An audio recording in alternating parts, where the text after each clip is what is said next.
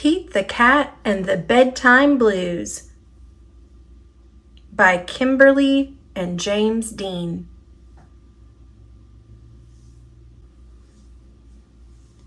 Pete and the gang had a great day. They'd been at the beach, surf and sun and tons of fun. But when the sun went down, they didn't want the fun to end. Pete had an idea.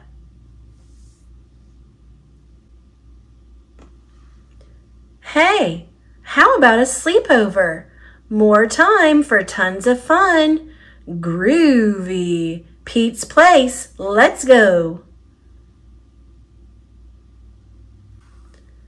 The party was far out, but they knew they couldn't stay up all night.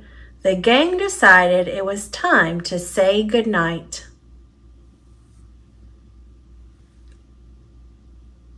On went the pajamas and out went the light. Good night, Gus. Good night, Alligator. Good night, Toad. Good night, Pete.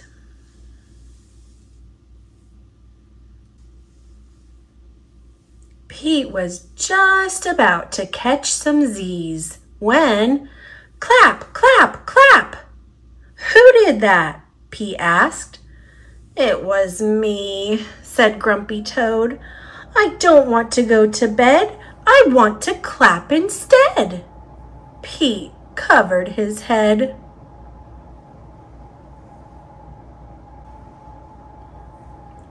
This cool cat needs to go to bed.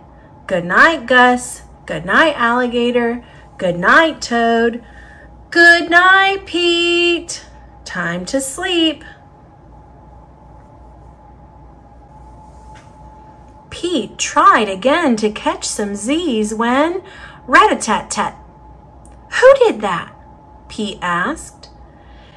It was me, said Gus the platypus.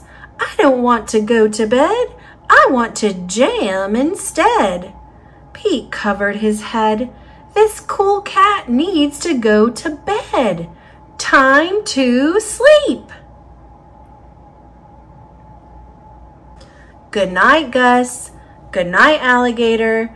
Good night, Toad. Good night, Pete. Pete closed his eyes to catch some Z's when he heard munch, munch, munch. Pete had a hunch it was Alligator. He was always up for eating. What could Pete do?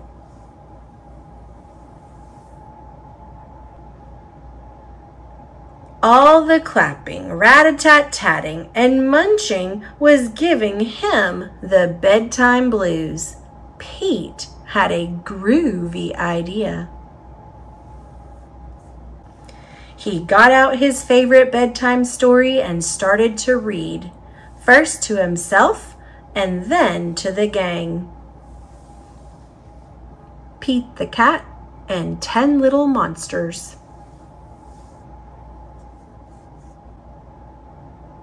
Pete noticed it was finally quiet.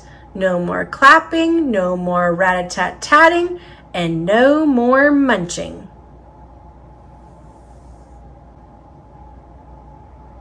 They all settled down. No one made a sound. Pete yawned and turned off the light. Good night, sleep tight. Time to catch some Z's. Tomorrow was another day for surfing, sun, and tons of fun.